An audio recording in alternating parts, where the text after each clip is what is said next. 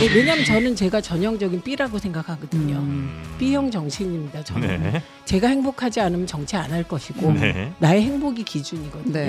예, 그래서 그게 B예요. 이기적인 거죠. 제가 관심이 없어서 별로 마주칠 것 같지 않아서 크게 관심이 만날 없습니다. 가능성은 커 보이지 않는다. 저는 T예요. 제가 지도부가 아닌 게 너무 다행이다. 다행이다. 친척은 없고 반청만 있는 것 같아요. 반청은 누구예요? 반청 뭐 이현주요. 그거는 뭐 본인이 반청의 기수이시지 않을까? 너 친명할래? 친청할게. 그럼 뭐 할 것 같아요? 당연히 친명하죠. 그리고 대통령이 저렇게 잘하시는데 대통령께 잘 보이고 싶죠. 그런데 제가 친명하지 않는 이유는 뭐그 당연한 얘기를 왜 해야 되지? 그냥 대통령이 잘하시고. 네, 이번 시간에는 더불어민주당 최민희 의원님 모시고 뭐 당내 이야기도 좀 여쭤보고요. 그리고 또 뭐 TBS 얘기까지 한번 여쭤보면 어떨까 싶습니다.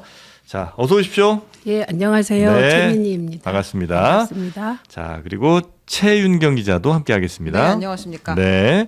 자, 우리 또 최윤경 기자님이 네. 워낙 의원님 취재 많이 하시니까 네. 오늘 또 집중적으로 네. 잘 좀 두 부탁드리겠습니다. 분이 무슨 일 있으세요? 예? 무슨 일 있으세요? 저요? 네. 무슨 일이 있을 게 뭐가 있죠? 온 시청자가 정프로님 지금 눈치를 보고 있어가지고. 그럴 리가 있나요? 네. 텐션 올려주시면 좋겠습니다. 아이고 감사합니다. 그리고 저 취재 전혀 안 했는데 네, 우리 최윤경 기자가요? 네. 아니요, 저 인터넷으로 많이 검색했어요. 그러니까 의원님 아, 나오실 검색을 때마다 하는구나. 제가 앉아 있었는데 네. 오늘 사실 먼저 나오시겠다고 했잖아요. 꼭 해줄 말이 있다고 얘기하셨어요. 음흠. 요새 뭔가 이 우리 방송도 분석하시고, 그래요? 네, 좀 연구를 많이 하시는 것 분석. 같아서. 그 시간이 좀 지났죠. 제가 그 나오고자 했던 거는 네. 뉴 이재명 파동 때 네. ABC 때요? 아니면 뉴 이재명 플러스 네. ABC 플러스 뭐 등등. 네, 그리고 송영길 전 대표까지 네. 친문 때문에 2002년 대선 졌다 뭐 그런 때 좀 정리할 게 있어서 나오려고 했는데 네.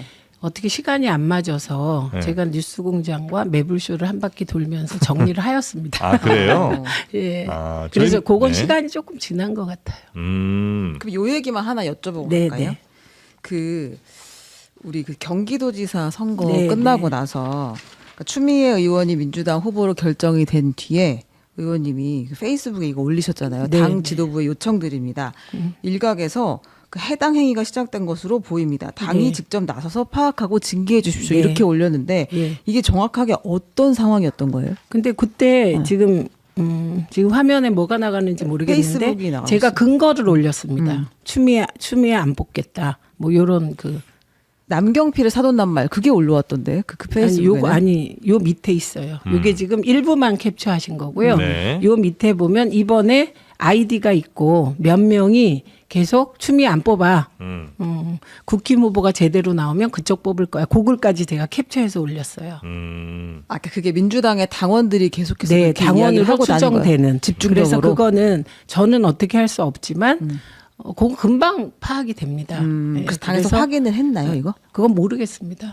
저는 요청만 할 뿐이지 제가 뭐 당직을 맡고 있는 건 아니고요. 이 상황은 2018년에 이재명 대표가 경기도지사 출마하셨잖아요. 그때 전해철 후보하고 경선에서 네. 이재명 대표가 이겼어요. 그래서 경기도지사 민주당 공식 후보가 됐습니다.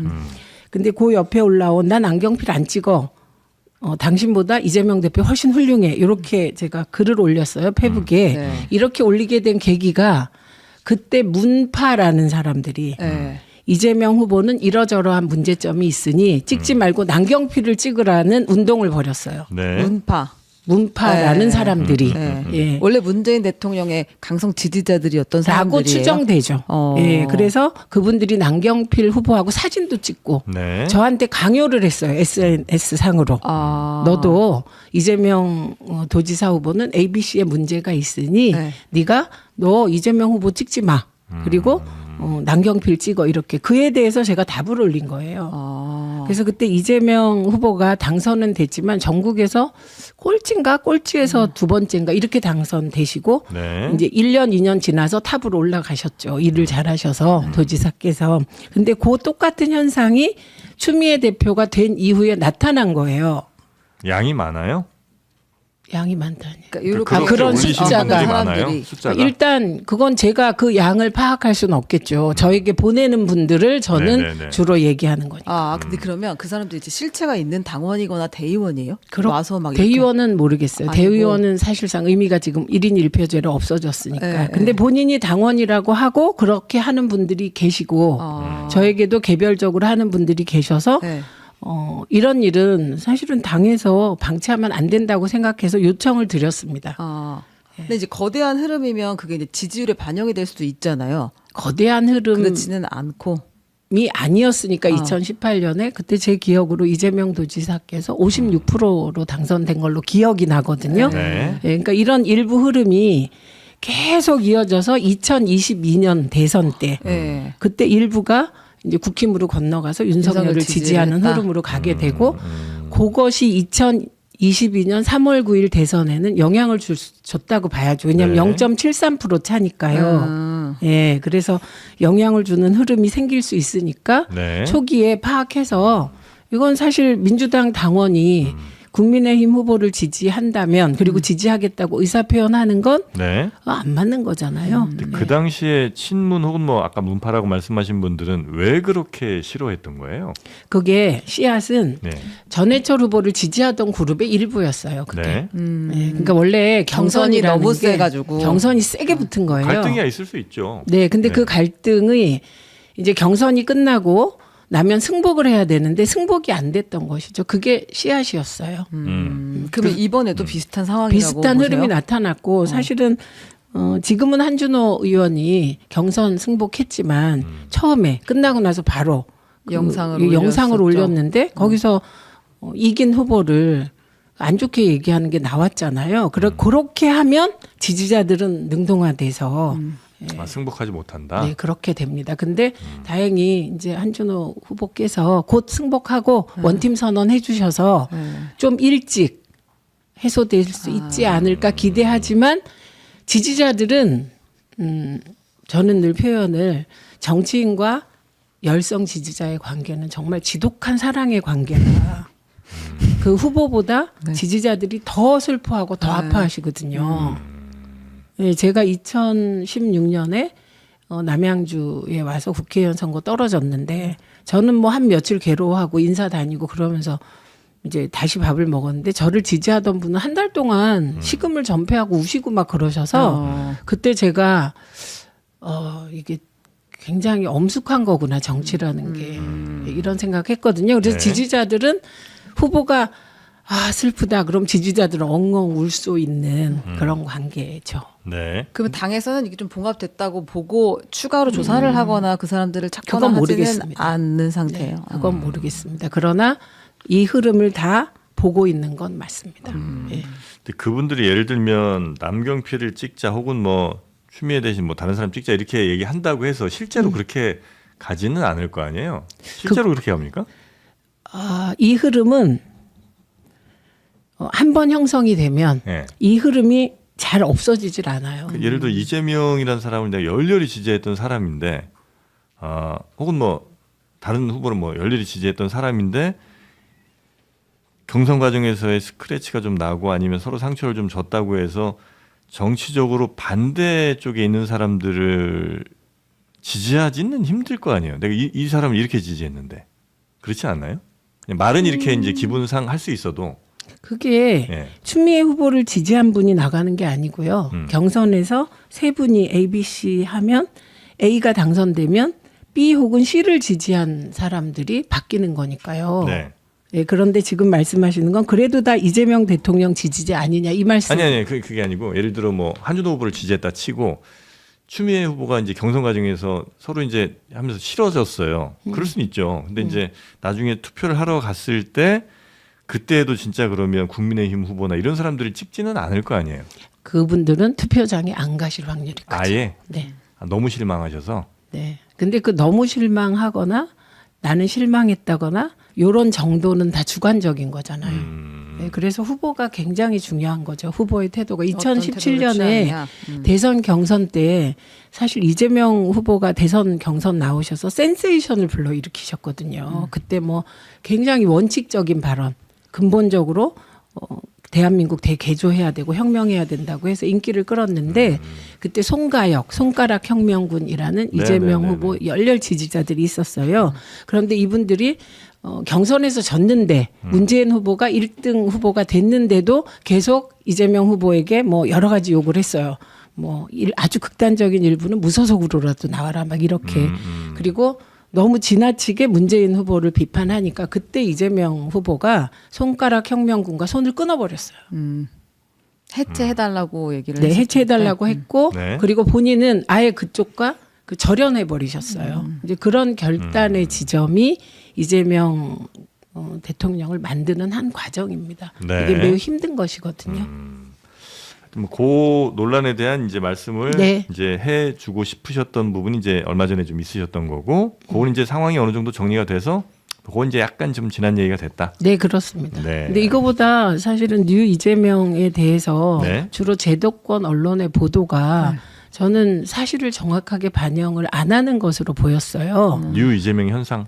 그 현상과 뉴 네. 이재명에 대해서 마치 저처럼 오랫동안 민주당을 해온 사람들이 경원시하는 것 같은 보도들이 있고 갈등, 분열 이런 보도들이 있었는데 안 그렇거든요. 저희는. 왜냐하면 저희는 누구예요? 그러니까 민주당에 오랫동안 적어도 계셨던? 10년 이상 있었던 사람. 네. 그분들은 우리는 일단 이재명 대통령이 당선될 때 50%가 조금 안 되게 당선되셨잖아요. 네. 근데 지금 이재명 대통령 지지율이 70%를 육박하잖아요. 가까이 되죠. 예. 그럼 20%가 안 찍었지만 이재명 대통령을 지지하게 된 거잖아요. 네. 이건 너무 기쁜 일이고 네. 그리고 이게 70%가 고정됐으면 좋겠다. 그리고 80% 갔으면 좋겠다. 이렇게 생각하는 거고요. 예. 그러니까 뉴 이재명이라는 말 자체 그건 중립적인 거라고 보고 네. 기쁜 거라고 보는 거죠. 네. 그런데 문제는 이 뉴 이재명이라는 흐름을 당내 권력 투쟁으로 끌고 오는 것에 대하여 비판한 거죠. 그러니까 뉴 이재명이라는 거는 새로 추가된 지지자들이라고 네. 보고 있는데 이제 그 사람들이 마치 이제 당내에서 일단 뭐 합당파와 뭐 비합당파로 그렇죠. 나뉘거나 아니면 그렇지 않아요. A, B, C 중에 네. 이제 뭐 B그룹으로 불리거나 이제 이런 것 자체는 맞지 않다고 보시는 그렇죠. 거예요. ABC는 또 다른 거고 유시민 작가의 그 정치인을 분류하는 프리즘의 네. 기준이니까 그건 조금 다르다고. 왜냐하면 보시는 저는 제가 전형적인 B라고 생각하거든요. B형 정치인입니다. 저는 네. 제가 행복하지 않으면 정치 안 할 것이고 네. 나의 행복이 기준이거든요. 네. 네, 그래서 그게 B예요. 이기적인 거죠. 제가 네, 그렇게 생각하기도 그건 조금 다른 기준인데 네. 제가 저희 동네가 도농복합이에요. 남양주시 갑이 화도수동 호평 평내가 그러면 주로 토박이들은 국힘 지지가 많아요. 네. 그런데 그분 중에 상당 부분이 이재명 대통령을 너무 좋아하게 된 거예요. 그 기준은 세상에 주식이 4천 한다더니 6천 만드는 대통령은 처음 봤다 이런 거예요. 네네네. 그래서 당장 내 주머니가 두둑해진 거예요. 그러면데 그래도 국힘은 지지하죠. 당이라는 건 쉽게 안 바뀌지만 대통령은 중립적이니까 나 이재명 대통령이 너무 좋더라. 이런 분이 뉴 이재명인 것이거든요. 네. 그런데 이분들이 그러면 현실에서 그 민주당 지지로 바꾸냐? 그건 그렇지 않습니다. 왜냐하면 당에 대한 지지는 오랫동안 형성된 정치 성향이라. 예. 그런데 이분들이 자기가 뉴 이재명이라는 네이밍으로 불리고 있는 걸 아냐 모르세요. 대다수는 모르세요. 예. 근데 문제는 이 네. 뉴 이재명이라고 네이밍을 하고 네. 뉴 이재명과 과거에 이제 민주당을 오래 했던 분들을 구분짓고 여기서부터는 저는 요 뉴 이재명이라는 좋은 흐름을 네. 당내 정치인이 당내의 권력 갈등의 한 요소로 쓰기 시작하는 거고 누가 쓰는 거예요? 뭐 다 아시니까요. 그래서 그렇게 했고 토론회까지 열고 그랬기 때문에 그리고 그 토론회 그런 의원이 있다고 예, 보시는 그런 거예요? 흐름이 있기 때문에 아. 그 부분에 대해서는 비판할 수 있죠. 예. 저는 여태까지 언론 얘기를 하신 줄 알았는데 그게 아니라 근데 언론이 주로 그 흐름에 아, 방점을 두고 보도를 했다는 거예요. 뉴 이재명을 주제로 토론회도 주최하고 그 세력을 규합하려고 하는 일련의 의원들이 있었다. 있었습니다. 그 그런데 사람들이 그게 이제 좋은 현상을 당내 갈등으로 끌고 들어왔다 이렇게 네, 보시는 저는 거예요. 그렇게 보고 그 부분은 바람직하진 않다 정도로 생각하는 거고 지금은 그 흐름조차 별로 당내에서 크게 뭐 예. 주목받지는 못하고 있는 예, 상황이에요. 호응받지 못하고 사실은 있다? 전혀 없었습니다. 그 의원분들이 그랬던 이유는 뭐예요? 어떤 이익을 노리고 그렇게 한 거예요? 당내에 다수파가 되고 싶은 거죠. 저도 다수파 되고 싶어요. 그래서 그런 욕구는 네. 저는 순기능. 그런데 그게 시대 흐름을 파악하지 못하면 그게 역기능이 돼서 본인에게 이제 좋지 않게 작용을 하는 상황이 아닌가 합니다. 아마 갈등이 가장 크게 그 불거졌던 건 합당 이슈였던 것 같아요. 그러니까 합당 이슈와 뉴 이재명은 상관이 없는 흐름인데 아니 근데 이제 합당을 반대하는 사람들 중에 뉴 이재명이 아마 많았으니까 그거는 그분들이 그 모르죠. 이슈를 중심으로 모였던 것 같고 그게요. 네. 그건 모른다는 거예요. 예를 들면 합당의 찬반을 따져보면 합당 찬성이 훨씬 많습니다. 당원 구조에서. 그런데 이것을 있지도 않은 반청, 반명, 친명, 친청 이 구도로 만드는 과정에서 저는 일부 정치인들이 무리했다고 생각합니다. 예. 혹시 당에서 대통령의 여러 활동들에 대해서 의도가 어땠는지는 전혀 알 수 없으나 하여튼 별로 도움되지 않았다는 비판에 대해서는 수긍은 하세요? 아니면 그것도 사실은 그렇지 않습니까? 저는 사실은 그렇지 않다고. 아, 그래요? 예, 제가 팩트 체크한 한에 그렇고요. 네. 그다음에 그게 만약에 일부와 소위 재래식 언론들이 주로 이제 그 의원을 매우 긍정적으로 보면서 보도를 했는데 사실은 그 이후에 당에 대한 여론조사에서 각종 여론조사에서 정청래 대표의 직무수행 지지도의 긍정평가는 70에서 75%가 계속 유지됐고요. 약간 튄 것도 같은데 특정 여론조사에서는 85%가 나왔어요. 그 이후에. 네. 그러니까 이거는 주관적으로 나는 말씀하신 정영진 사회자처럼 생각한다. 저는 아니다. 이거 중요하지 않아요. 이게 한 2, 3주 지나서 여론조사 수치로 나오는데 그 이후에 나온 수치에서 85%가 되는 수치도 있었거든요.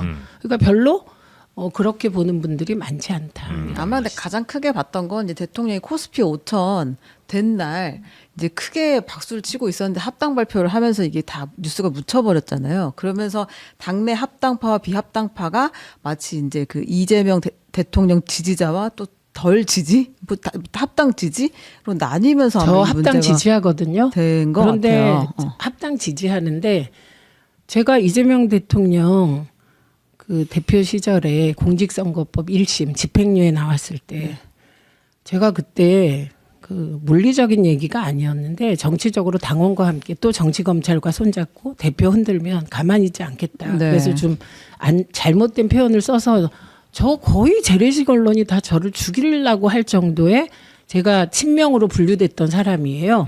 그런데 제가 합당에 긍정적인 태도를 취하니까 갑자기 재래식 언론들이 나를 반명이라고 하더라고.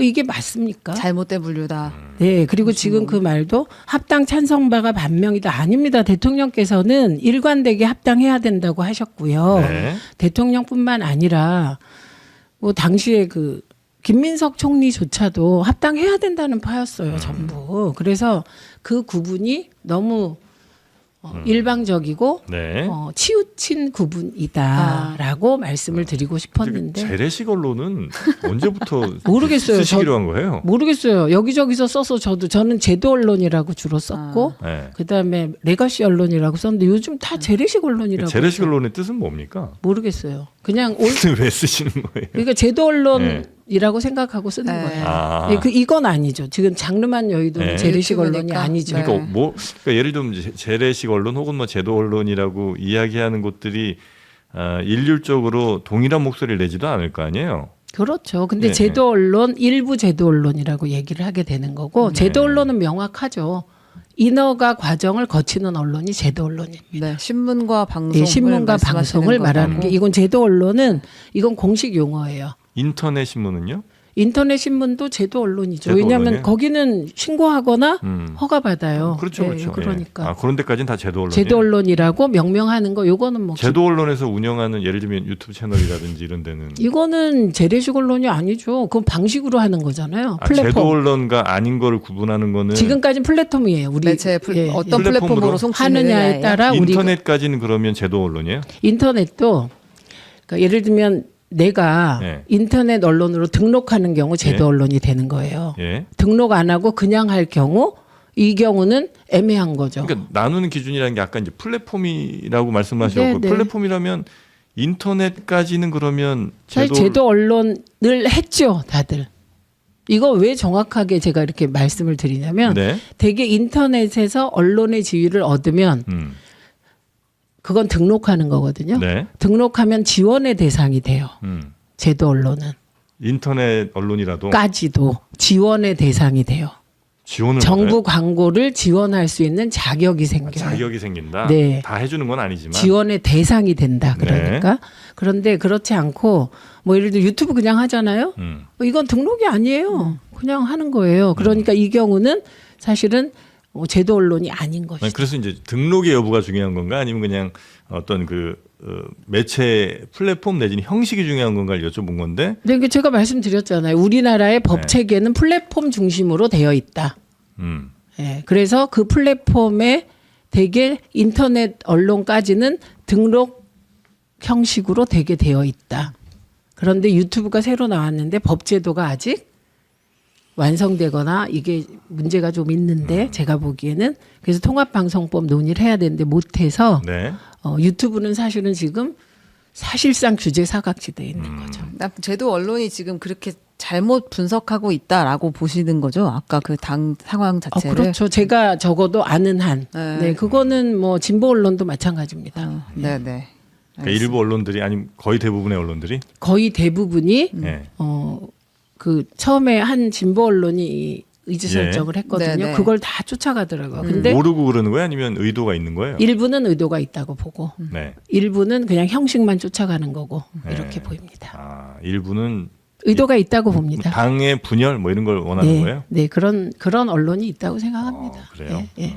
그리고 그건 뭐 우리가 수없이 몇십 년을 그런 언론들과 어떤 곳들은 이제 모르면서 그냥 막 따라가고 있고. 그거 이제 클릭 때문에. 근데 이제 오히려 그럼 유튜브들은 더 투명하게 당색이든 우리 방향성을 보여주고 있는데 그 제도 언론이라는 곳들은 그렇지 않은 척하면서 오히려 분열을 조정하고 있다 이렇게 생각하시는 이것도 거예요? 오랜 논란의 지점이죠. 그래서 아예 워싱턴 포스트는 공화당, 뉴욕 타임즈는 민주당 대놓고 이제 선거 시기에 하잖아요. 네. 그런 식으로 하자는 주장이 예전부터 있었습니다. 근데 유튜브는 누구도 뭐라고 할 수 없어요. 규제 대상이 아니에요, 현재. 네. 다만 그 유튜브에서 나오는 그 내용, 콘텐츠가 허위 정보일 때, 네네네. 악의적 허위 정보일 때 7월 7일부터 시작되는 망법, 발효되는 망법의 제재를 받게 되는 거죠. 네. 알겠습니다. 우리 현안으로 좀 네. 넘어갈까요? 그럴까요? 지금 선거가 뜨겁게 붙어 있으니까 네. 아주 쉬운 논평 하나만 부탁드릴게요. 이진숙 전 방통위원장이 지금 대구시장이 어떻게든 난 나가겠다고 하고 있잖아요. 근데 당에서는 확답을 주는 건 아니지만 국회로 가시는 게 더 맞을 것 같다라고 이야기하고 있는데 어떻게 하는 게 맞다고 보세요? 관심이 없어서. 근데 들어오면 또 이제 가까이서 보시게 될 거 아니에요? 아니 저는 이제 과방위원장을 했기 때문에 네. 과방위를 떠나게 되고 네. 그리고 문체위에 갈 수 갈래- 있으면 가려고 하는데 왜냐하면 언론중재법을 지금 개혁을 못했어요. 지금 두 개의 개혁이 크게 남았는데 광고하고 언론중재법, 네. 신문 부분. 예, 그래서 요거가 제 사실 어떻게 보면 일생의 과제이기 때문에 문체위로 갈 거기 때문에 뭐 과방위로 오지 않을까 해서 뭐 그거 모르겠지만 네. 뭐 국회에 들어올지도 모르지만 네. 예, 그래서 별로 마주칠 것 같지 않아서 예, 크게 관심은 만날 없습니다. 가능성은 커 보이지 않는다. 다만 이런 생각은 합니다. 제가 방송위원회 이제 부위원장 하다가 직무대행까지 했거든요. 네. 그때 저희는 사실 방송 신문 이런 데 거의 안 나갔습니다. 예, 왜냐하면 그 중립을 지키라는 요구가 굉장히 강했어요 그때. 그런데 사실 중립과는 거리가 먼 행동을 많이 하셨잖아요. 극우 유튜브에도 나가고 뭐 그리고 사실 위안부 문제에 대해서 확실한 입장을 갖지 않은 정부 위원 사실 거의 없는데 그 부분에 대해서도 애매하고 등등 이런 편향된 행보가 결국 정치하려고 그랬구나. 지금 그 정도의 판단입니다. 네. 그래서 이진숙 전 위원장을 국회에서 만날지 안 만날지는 큰 관심사는 아니다. 네. 네. 그 당에서 또 이제 고민하고 있는 것이 김용 전 민주연구원 부원장이잖아요. 근데 이제 출마지를 본인이 뭐 어디 가겠다라고 얘기한 건 아니지만 정말 출마하고 싶다라고 진짜 진심을 가지고 이야기를 했고 경기도였으면 좋겠다라고 이야기를 했잖아요. 그리고 또 이제 안산에 있는 의원 둘이 함께 그 자리에 서 있기도 했고. 근데 이제 김용 그 부원장에 대한 이 출마에 대한 당내 분위기는 어떤 거예요? 다 비슷할 것 같은데요.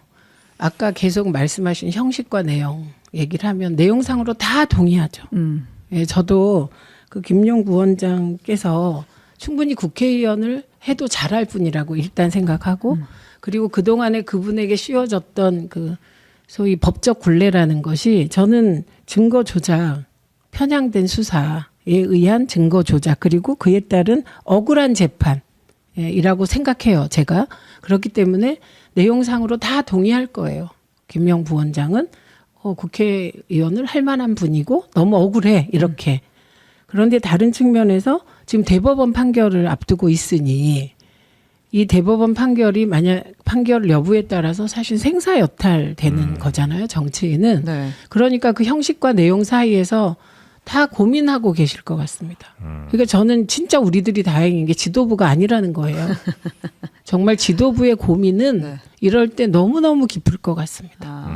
근데 지도부라면 그래도 공천을 주는 것이 더 맞다고 생각하세요? 저는 T예요. 네. F가 아니라. 그러면 이제 안 주는 게 맞다. 뭐 현실적으로. 근데 그런 냉정하게 말이 봤을 의미가 때. 없습니다. 제가 지도부가 아니기 근데 때문에. 아주 신박한 답이었어요. T예요. 네. 알아들었습니다. 그런데 네. 그 두 가지죠. 정말 억울하거든요. 그리고 그 김용 부원장이 예, 이 김용 부원장은 스타일이 뭘 그렇게 또 막 나서서 막 뭘 하겠다고 하는 분이 아닌데 이러시는 걸 보니 정말 억울하고 했구나. 예, 억울했구나. 정말 힘들었구나. 이건 뭐 100% 공감합니다. 심정적으로 공감하고 뭐 동의하지만 그래서 출마는 또 다른 문제다 이렇게 보시는 거군요. 대법원과의 관계도 고려해야 되는데 네. 제가 지도부가 아닌 게 너무 다행이다. 다행이다. 예. 알겠습니다. 진짜 이거 가슴 아픈 결정을 다른 해야. 분들은 억울하다고 해도 별로 안 억울한 사람들도 좀 있어요. 예를 들면 당내 뭐 그 아 비슷하게. 물론이죠. 정치인들은 근데 정치인들은 네. 뭐 그 안 억울한데 물론 자기 그 어떤 정치인보다 더 심한 잘못을 저질러도 건재한 분들이 많으니까요. 특히 검사 출신들. 예, 그러니까 억울하죠. 보통 판검사 출신이 아닌 의원들은 당하면. 근데 이분은 진짜 억울합니다. 이분들의 억울함은 대통령과 연동되어 있죠. 그러니까 예를 들어서 김용 부원장은 말고 정치인분들의 억울함은 대체로 야 쟤도 잘못했는데 나는 비슷한 거 혹은 내가 좀 덜했는데 내가 혼자 걸려서 이렇게 된 게 억울한 거예요? 아니면 난 잘못을 안 했는데 잘못했다고 해서 억울한 거예요? 잘못을 안 해서 잘못했다고 한 건 그건 언제라도 풀려요. 예. 그래서 노웅래 의원 뭐 같은 무죄가 경우도 나든지 뭐 예, 그렇게 의원이 무죄가 나든지. 나고 네. 이렇게 풀리게 돼 있고 그러면 그분은 정치적인 미래가 열리는 거잖아요. 그런데 예를 들면 공직선거법 같은 거는 똑같은 일인데 어떤 사람은 뭐 200만 원을 받아서 피선거권이 박탈되고 똑같은 사안인데 그런데 예를 들면 과거에는 민주당 의원들은 주로 아웃되고 국힘 쪽 의원들은 똑같이 잘못을 해도 다 무죄를 받고 이런 일이 애매한 영역이 있습니다. 공직선거법은. 네, 그래서 억울하게 생각할 수 있다고 봅니다. 그 억울함도 있고 이 억울함도 있고. 네. 알겠습니다. 그리고 TBS는 어떻게 됩니까? TBS는 뭐 다 아시겠지만 네. 일단 그 오세훈 시장이 되고 그리고 민주당이 서울시 의회에서 소수가 되는 바람에 이제 이런 일이 생겼습니다. 정치적으로. 네. 예, 그리고 저는 그 과정에서 제일 이해할 수 없는 게 김어준의 뉴스 공장이 편파적이었다고 칩시다. 그들 시각에서. TBS에 있을 때. 네. 그러면 김어준 씨보다 더 영향력 있는 사회자로 자신들이 생각하는 본인들에게 유리하지만 중립적이라고 할 수 있는 분으로 그거를 인수하면 되지. 이거를 김어준의 뉴스 공장이 편파적이라는 속마음을 가지고 그렇게 그 방송국 하나를 저렇게 지금 3년 동안 무력화시키는 게 이게 소위 정책 결정하는 사람들이 할 일인가 이런 생각을 하죠. 네. 근데 예. 절차를 제가 잘 몰라서 그런데 그 과방위에서 그 TBS를 지원을 하든지 그 지원 예산을 정확하게 들어가게 할 수 있는 법을 만들든지 아니면 상업 광고를 받을 수 있게 아예 풀어주든지 그건 할 수 있는 일 아니에요? 그건 과방위에서 할 수 있는 일이 아니고요. 후자는. 서울시 조례. 후자. 그러니까 상업 광고를 풀어주는 거. 네, 그거는 어. 방미통위 소관입니다. 네. 그래서 제가 계속 방미통위에 대해서 과방위 전체회의 열리면 상업 광고 허용해라. 왜냐하면 애초 TBS가 미디어 재단으로 바뀌면서 조건 중에 하나가 상업 광고 허용이었거든요. 네. 근데 그 상업 광고 허용하면 또 기존의 방송사들과 이해관계가 있잖아요. 네. 그래서 과거에 방통위가 결정을 못하고 미적미적 하다가 이런 일이 벌어진 거거든요. 네. 그때 만약에 상업 광고가 허용되어 있으면 구성원들이 정말 열심히 뛰어서 광고를 딸 수도 있는 거잖아요. 네. 예, 그래서 지금 방미통위가 그 상업 광고 허용에 대해서는 뭐 전향적으로 검토를 하고 있는 것으로 알고 있습니다. 지금까지는. 그래서 그 결정이라도 해주면 네. 숨통이 트이죠. 네. 그거는 이제 방미통위에서 네, 알아서 할 정책 일이고. 결정 사항입니다. 아, 그러면 이제 예산을 지원하는 건 이번에 추경안에 들어갔다가 그건 TBS 과방위는 지원 넣을 예산. 수 있죠. 네, 그랬다가 이제 여야 합의로 빠진 상황이 됐잖아요. 그리고 이 부분도 제가 요 사전에 읽으면서 정청래 대표가 반대해서 안 됐다는 표현이 있던데 그거는 팩트가 아니고요. 네. 그때 그러니까 대통령, 여야 대표가 점심 식사를 했습니다. 예. 그 자리에서 장동혁 대표가 이거를 찝어서 반대했어요. 네, 네. 전쟁 추경에 안 맞는다는 이유로. 예. 그래서 그 자리에서 수용이 돼버렸습니다. 그게. 네. 그러니까 정청래 대표는 그 회담이 끝나고 정리를 해야 되는 입장이었어요. 그래서 그걸 정리해서 발표한 거죠. 선우가 다르다. 예, 그러니까 이제 예산은 사실 추경이 아니라 원래 미리 배정할 수 있었던 거 아닌가 하는 질문이 있는 거예요. 그것도 당연히 네. 배정을 위해서 노력을 했죠. 했는데. 근데 기재부의 반대로 최종 무산. 기재부의 기재부가 반대가 네. 반대했군요. 네, 지난 예산. 이거는 긴축 기조에 있어서 맞지 않다라고 해서 TBS 예산이 좀 기금 운용 과정에 대한 이견이 있었습니다. 이게 방발기금에서 지원하는 게 맞느냐, 네. 그냥 서울시에서 지원하는 게 맞지 않냐. 네. 그러니까 결국 지금 남은 거는 상업 광고 허용하고 네. 그다음에 서울시의 선거 결과에 따라 혹시 기대하건대 민주당이 다수시 의회를 장악하면 다수가 되면 네. 조례를 바꿔서 지원하면 되죠. 광고라도 빨리 좀 풀어주면 뭐 네, 그렇군요. 네. 그래서 저는 방미통위가 이런 결정은 좀 빨리빨리 해주시길 기대하는데 네. 방미통위가 그나마 6명으로 구성된 게 3월 말입니다. 3월 31일. 예, 그리고 오늘이 4월 15일이잖아요. 네. 그래서 뭐 이제는 결정하실 수 있지 않을까 기대합니다. 근데 이제 예전에는 다른 방송사들이 좀 불편해했었군요. 그 아니, 광고 시장에 뛰어드는 것 자체를. 왜냐하면 뉴스공장이 사실 뉴스공장이 시청률이 엄청 높았어요. 그때 좋았죠. 예. 네, 1위와 청취율이. 2위 차도 많이 나는. 네.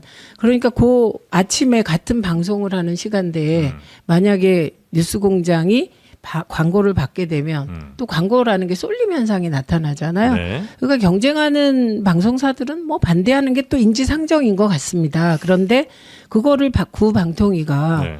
그 미디어 재단을 허가했으면 당연히 상업 광고도 허용을 했어야 되는데 좀 늦은 거죠, 결정이. 근데 그게 너무 크게 TBS 구성원들의 네. 현실적 고통으로 이어졌으니 네. 매우 죄송하기도 하고 네, 그래서 방미통위가 빨리 결정해 주셨으면 좋겠습니다. 네. 네. 아, 댓글 질문 이거 하나 할까요? 계속 지금 올라와가지고. 뭐죠?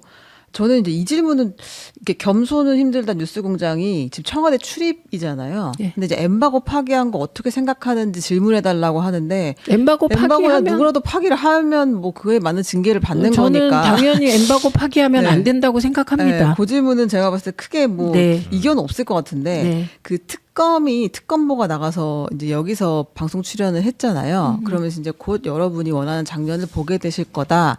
이제 라는 이야기까지 했는데 이제 특검이 공식적으로 브리핑을 하고 있는 와중에 이제 특정 유튜브 방송에서 나가가지고 이렇게 사건 진행 사항을 얘기하는 것이 적절하냐, 정치적 중립을 어긴 건 아니냐라는 질문이 올라와 있어요. 그거는 그 특검보한테 물어보셔야 되고 그리고 저는 이게 만약에 네네. 제가 그분께 거꾸로 여쭙고 싶은 거는 네. 만약에 KBS에 나가서 그런 말을 하면 괜찮습니까? 그걸 특종이라고 하잖아요, 보통. 그러니까 공식 브리핑이 아니라 기사 형태로 계속 이렇게 흘리는 것은 적절하냐? 네, 그 그것도 말입니다. 역시 적절하지 않다. 그래서 특검이. 적절하지 않다고 하면 그 또한 다 적절하지 않은 것이다. 네. 그리고 그 특검보가 그 뉴스공장에 나와서 한 건 현재 진보 의제 설정에 있어서 선두주자가 뉴스공장이니까 네. 그 저는 특검보의 입장에서도 그냥 브리핑하는 것보다 뉴스공장 나와서 하는 게 훨씬 의제화가 잘 되기 때문에 한 행동이다. 예, 그리고 평가할 때 뉴스공장에 나와서 했기 때문에 잘못이다라는 말은 그건 뉴스공장에 대한 뭔가 일종의 공격성 판단이 개입된 것 같아서 그 사실 모든 언론이 다 특종을 하려 그러고 모든 언론이 특검보를 만나고 예. 그런데 오히려 이 특검보는 익명에 숨지 않아서 저는 그 점을 긍정적으로 평가합니다. 그 특검이라는 게 잘못된 사건에 대한 수사, 부족했던 부분을 수사하는 역할을 하는 네. 거잖아요. 의제화를 하는 역할을 하는 건 아니잖아요. 아니 그러면 이것도 또한 마찬가지인데 검찰이 검언 유착해서 뒤로 흘리고 예. 마녀 사냥하고 이거 다 잘못된 거죠. 네, 그 지금까지 잘못됐다고 말해요. 아니 그런데 특검은 홍보하는데 그게 뭐가 문제예요? 그러니까 의제화를 거기서 가장 영향력이 있는 채널에서 하는 것을 선택한 그 의제화라는 표현 때문에 그러시나요? 네. 홍보. 지금 수사 특검이 홍보. 종합 특검이 네.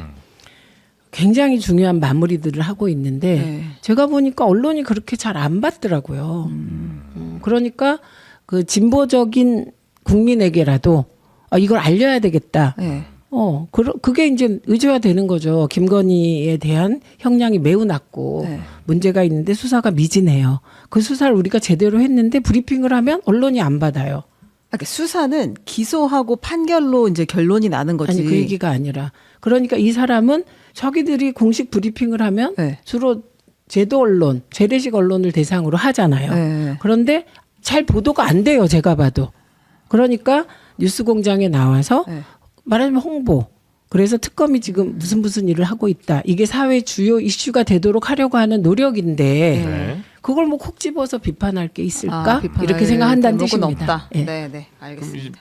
약간 반대로 나중에 어떤 특검이 뭐 민주당 관련돼서 뭘 막 조사했는데 그거를 가지고 저 보수 쪽에 있는 무슨 유튜브 채널에 나가서 특검보가 거기서 인터뷰를 한 1시간 이렇게 했어요. 그거 비판을 안 하시게 될까요?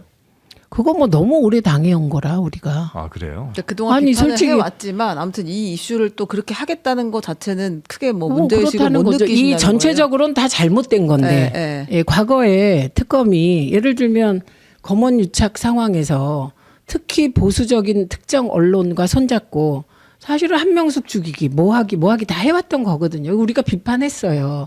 그런데 문제는 그 내용이 사실이 아니었던 거죠. 조작된 내용이 많았던 거죠. 그래서 비판이 가중된 건데 네. 지금 이 특검보가 한 일은 제가 다시 꼼꼼히 봐야 되겠지만 자기들이 수사를 앞으로 하는데 뭐가 터질 거다라고 말했다는 거 아니에요. 곧 뭐 보시게 될 거다. 네, 근데 그게 뭐가 원하시는 비교해 모습을- 보세요. 내용을 얘기한 것도 아니고 네. 곧 보시게 될 거다 그것뿐이라면 곧 원하는 장면을 보게 될 것이다. 네, 그게 네. 뭐 예고 같은 건데 그게 뭐가 크게 문제가 특검의 될까? 진행 상황과 예, 수사 예. 방향에 대해서 네, 내용이 특정 아니잖아요. 유튜브에 나와서 그게. 이야기하는 것은 큰 문제가 없다고 보신다. 네. 알겠습니다. 자 오늘 이거 안 해요 평택? 평택 한번 갈까요? 아, 이거 어떻게 해요? 저는 이게 평택 제일 중요해. 조국 대표는 잘 선택한 거예요. 그 지금 오자 구도를 예상하신 네. 거잖아요. 예. 제가 보기에 그 여러 가지 이제 조국 대표 얘기를 했는데 오자 구도를 염두에 두고 선택한 것이고 네. 그리고 명분으로는 그 지역이 보수색이 강한 지역이다라는 것이고 네. 그래서 편하지 않은 선택으로 국민의 판단을 받겠다 이런 거잖아요. 그래서 오자 구도에서는 승산이 있다고 보셨다 이렇게 봅니다. 있다고 보세요. 저는 평택을 잘 모르기는 하는데 네. 제가 여론조사 그 지표를 못 봐서 조심스럽긴 한데 그냥 조국 대표가 여론조사를 면밀하게 안 해보고 저런 결정을 했을까? 이런 생각 정도는 합니다. 네. 그러니까 이게 조국 대표가 어디 출마한다고 한 뒤로 진짜 많은 사람들이 각 진영에서 모두 비판을 하더라고요. 근데 이제 이게 아마 본인은 그 정도는 예상을 못했을 텐데 아니 왜 평택이야 이제 최악의 선택이야부터 시작해서 이제 김재현 진보당 대표 이런 사람들까지 다 총 공격을 하는 상황이라 되게 곤란할 것 같다는 생각이 들었어요. 정치인에게 제일 나쁜 건 무풀이고요. 아, 무관심보다 그래도 예, 이게 그래서 낫다. 이거는 의제를 던졌는데 그게 논란이 되고 입장이 나온다는 건 할 만한 일을 했다. 아. 이렇게 네. 저는 봅니다. 그 민주당에서는 어떤 사람을 여기 공천을 모르겠습니다. 그건 모르겠지만 네. 오히려 제가 답해야 될 건 조국 대표가 소위 민주당의 귀책 사유로 선거가 치러졌는데 원칙적으로 후보를 내지 않는 게 맞지 않냐 이러면서 몇 가지 예를 들었잖아요. 네. 그래서 요거는 제가 답을 해드려야 될 것 네. 같아요. 그러니까 민주당 당원은 이런 것과 관련하여 소위 그 수사, 뭐 비리, 뭐 이런 것과 관련하여 당원제 96조가 있고요. 그리고 80조가 있습니다. 그래서 당원 96조 2항이 김상곤 혁신위에서 만들어졌습니다. 그 내용이 부패 비리 또는 중대한 범죄로 인하여 재보궐선거가 있을 때 그때 후보를 내지 않는다가 들어갔어요. 네. 이건 2015년이고 그때 조국 대표도 여기 혁신위에 같이 있지 맞습니다. 않았나요? 예, 들어가 있었던 걸로 기억합니다. 그런데 이 제96조 2항에 2020년에 단서 조항이 들어갑니다. 네. 전당원 투표로 결정한다로. 그래서 그때 서울시장, 뭐 부산시장, 뭐 후보를 내요. 당연히 졌죠. 예, 그런데 그때 당원들이 저도 후보를 내야 된다고 판단하신 거예요. 그리고 그 다음에 이게 다시 한번 논의가 돼요. 그래서 사실상 그 부정부패 혐의 부정부패 혐의 등등과 중대 범죄와 관련한 요 조항은 사문화가 됐다 예, 이렇게 보시는 거죠. 그거 일부 삭제도 네, 네. 됐습니다. 그러니까 정청래 대표는 현재 대표잖아요. 네, 네. 2015년의 대표가 아니잖아요. 지금의 당원 당규대로 지금의 당원 당규에 충실할 수밖에 없다. 공천할 수밖에 없다. 예, 저는 이렇게 봅니다. 예, 당연히 왜냐하면 그건 공천한다. 정청래 대표가 주관적으로 마음이 어떤 건 중요하지 않잖아요. 네, 네. 공당의 대표이니까 당원 당규대로 공천할 낸다. 수밖에 없을 것이다. 이렇게 보고 그게 당연한 것이다. 그리고 네. 친청 이렇게 말씀하시는데 없어요. 친청은 없고 반청만 있는 것 같아요. 반청은 누구예요? 반청 뭐 이현주 의원 그분은 네. 늘 그렇게 하시기 때문에 네. 그거는 뭐 본인이 반청의 기수이시지 않을까? 뭐 그것도 있을 수 있는 입장인데 친청이 없어요. 친청은 왜냐하면 없다. 정청래 대표가 너무 진하게 대통령 추종 친명이라 본인이 개파를 만들 생각이 없어요. 그래서 친청이 없는데 자꾸 친청, 친명 뭐 이렇게 구도를 만들어서 제가 그건 착시다. 저에게 너 친명할래? 친청할게. 그럼 뭐 할 것 같아요? 당연히 친명하죠. 그리고 대통령이 저렇게 잘하시는데 대통령께 잘 보이고 싶죠. 그런데 제가 친명하지 않는 이유는 뭐 그 당연한 얘기를 왜 해야 되지? 그냥 대통령이 잘하시도록 과방위에서 내 역할만 잘하면 되지. 이렇게 생각하는 거고요. 지금 친청 대 친석 가능한 구도입니다.